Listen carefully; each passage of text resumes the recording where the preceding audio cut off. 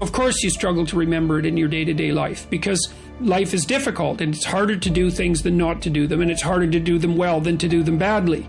You know, and it's easy to sit around and be hopeless. I don't mean it's emotionally easy, because it's not, but it's procedurally easy to be useless and to fall back into your old habits and to not discipline yourself. And it's a matter of continual practice, slow continual practice. And I think a good example of that is something like weightlifting. You know, if you start a weightlifting program, which I would recommend, by the way, because it's tremendously advantageous physically and cognitively, you're not going to really see results for a number of weeks, and then the results are rather slow, but you can get pretty decent results over a 6-month period and absolutely stellar results over a couple of years. And so you have to make sure your time frame is right and not to be too hard on yourself. And I did mention the future authoring program earlier, and one of the things I would recommend too is, if you're having a hard time implementing your decisions, say your ethical decisions, that you spend a bit more time thinking them through and writing them down. And the future authoring program is really helpful for that. That's why we designed it.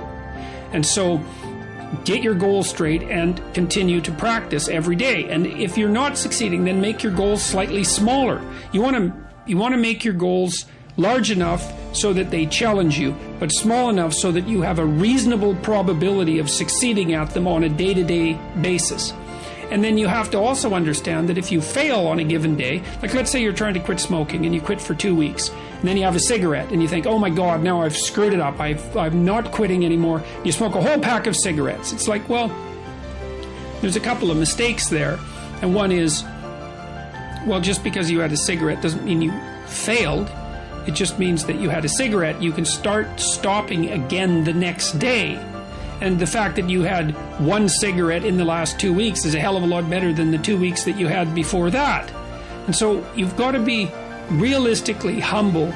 You've got to be ambitious enough in your goals so that you're pursuing something that you regard as truly meaningful and worthwhile. You know, and maybe you can judge that to some degree if you think about someone you love attempting the same thing, and think about how you would feel if they managed it. And if you would feel good, then that's probably a good what would you say? That would be a good